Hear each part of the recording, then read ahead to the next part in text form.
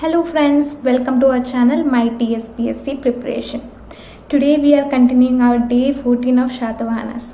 Yes, I know it's been very long that we are at the end of Satavahanas, and today it's the part 7 of Satavahanas. This is going to be our last class for Satavahanas. Today we are going to look into the economic conditions, what were the points they have used, and the different sort of shrenis of that period.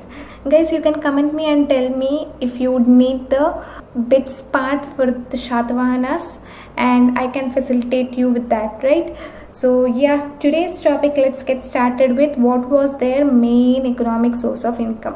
Whether it was like the professional IT which we are doing these days, or it was we used to have CA, or how the economic condition was, how they used to earn income, right? So let's move. The main economic condition or the main revenue of Satavahanas was agriculture, right? Agriculture was their main revenue. This could be because of the reason of the rivers Godavari and Krishna river. They had very good river facility, and the water irrigation was provided in a very structured manner. So with this, the agriculture was also very prosperous during that time, and probably this could be the reason why Satavahanas made Pratishtanpur as their capital. This could be one of the reasons, right? What is the capital of Satavahanas? The early Satavahanas, it was Pratishtanpur, which is in Maharashtra. You see, Pratishtanpur in Maharashtra, and second capital it was Amravati or Dhanyakataka, right? Yeah. So the sources which we find was, this was already there, but also the Kada Saptasati. This is written by whom? Hala. In which language? Prakrit. Guys, I am repeating this because you have to know this. These points are very important. Just whenever someone questions you, you need to tell it just like that, right? So Kada Saptasati is written by Hala, which is in Prakrit language.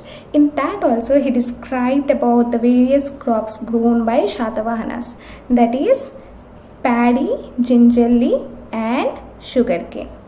Apart from agriculture, what was the other source of income to them?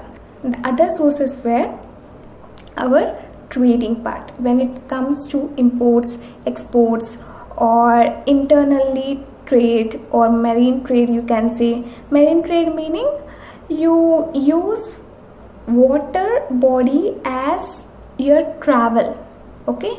So on water you do the trade, that is nothing but marine trade. So how did we know that the marine trade was popular during that time? Was we found Roman coins near Krishna Valley, and those coins were having the pictures of ship.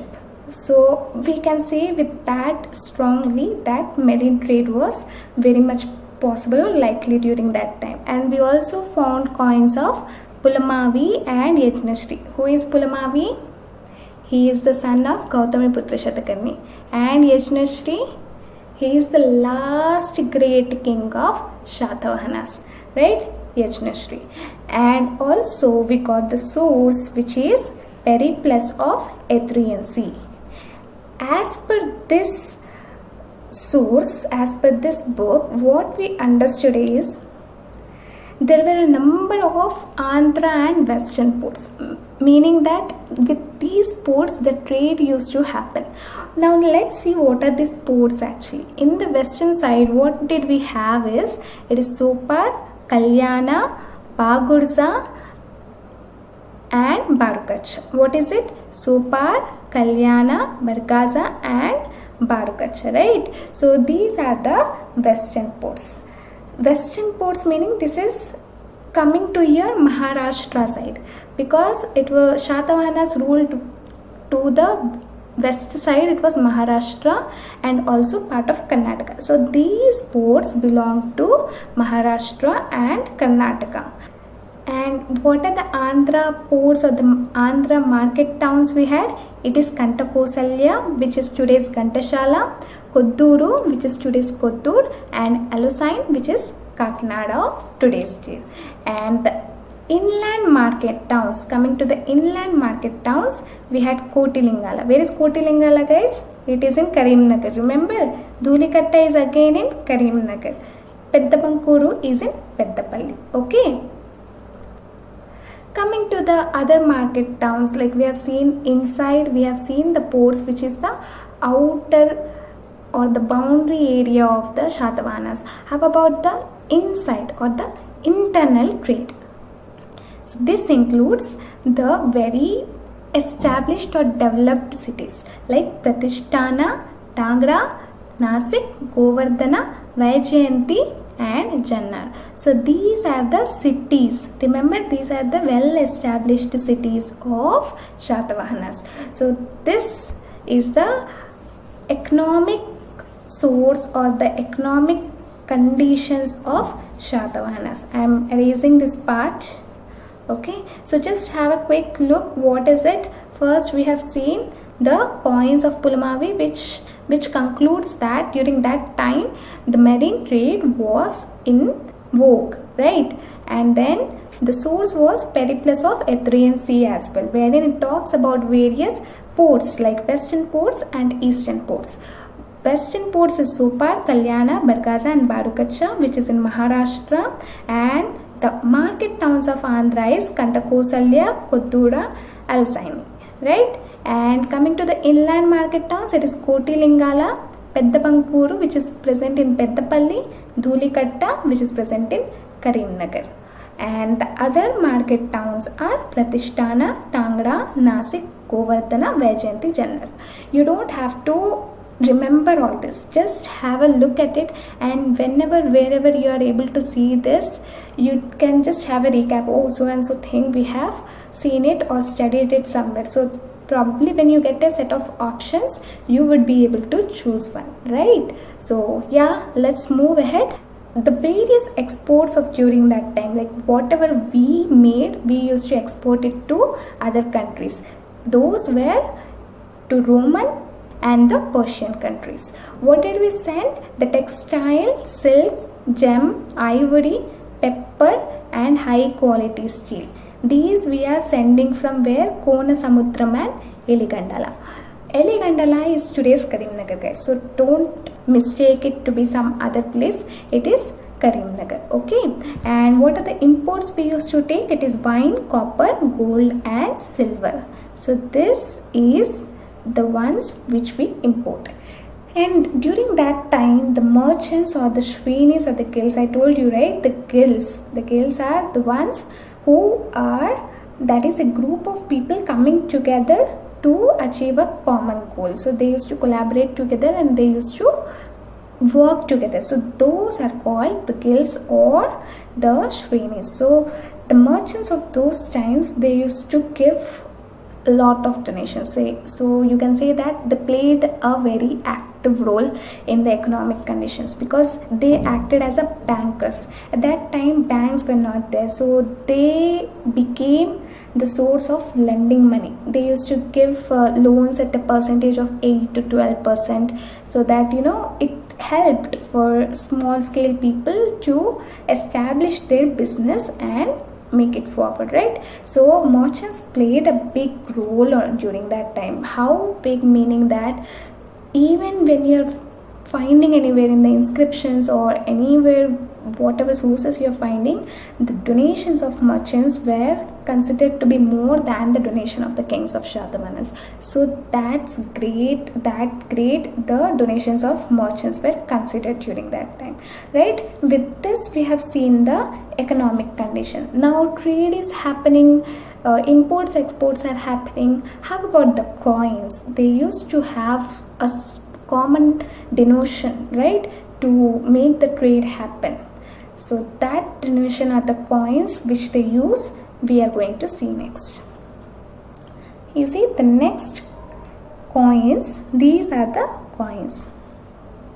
One coin has a picture of the king, the other coin is having something, probably this could be written in Brahmi or the Prakrit script, and this could be some other image. This is what elephant. So these are the various types of coins which we found during the Satavahanas period, which were having the symbols of what? The king, elephant, and some script in Prakrit language or Brahmi language, and then we have some other coin. All these coins were found, right? So the first coin which we found was of the king Rano Gobhadra and Rano Samagopa. Where was this found, guys?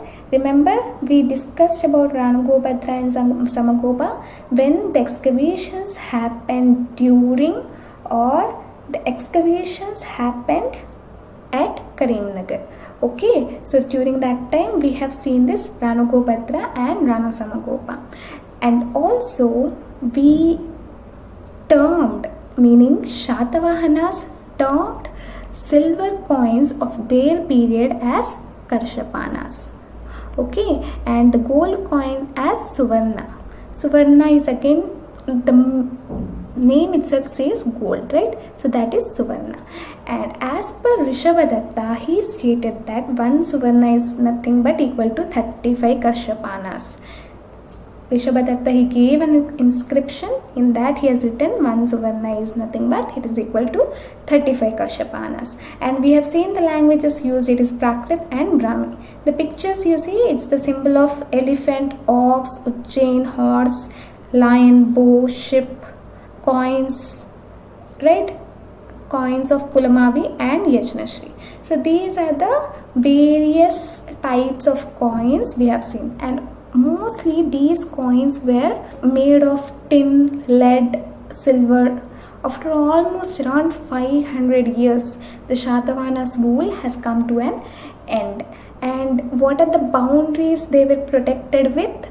We know the state-wise what are the boundaries we have seen. Now we will be seeing the river-wise boundary. So in the north they were having Narmada, in the south they were having Tungabhadra, to the east they had Bay of Bengal, to the left they had Arabian Sea. So these were the rivers that they were protected by, and that could be the reason the north side people or the kings, it was difficult to them to invade inside the south or the Dakshinapatha. By looking into all this, what all we can say that Satavahanas, they have ruled the areas like Gujarat, Maharashtra, Rajasthan, and south side, what is it? It is Karnataka, Telangana, Andhra Pradesh, Orissa, and also Patliputra, which is Bihar. So yeah, in the territory wise you can see, or the land wise you can see, it is just next to Mauryan Empire. That huge was their empire. Now talking about Shrenis and guilds, we have already looked into. This is very important point. The people of same profession group themselves into Shrenis or the guilds under the leadership of Shreshti. Shreshti was their leader, and Shreni was the one who used to regulate the activities. Whatever they need is, do they need income or do they need resources, like they need a building or infrastructure, or what is the need of the people in their group. So that is regulated by Shreni. He used to report this to Shreshti, who used to work closely to accomplish the task. Right? So today we have completely looked into Satavahanas, the end of our class. And if you need the bits part, please do tell me in the comment section. I have all the material to provide you. Even if you want the PPT, I can facilitate that, but you need to communicate to me, right? With this, I am ending the today's class. Have a nice day, and please don't forget to give a thumbs up button, share, subscribe to our channel, My TSPSC Preparation. Thank you.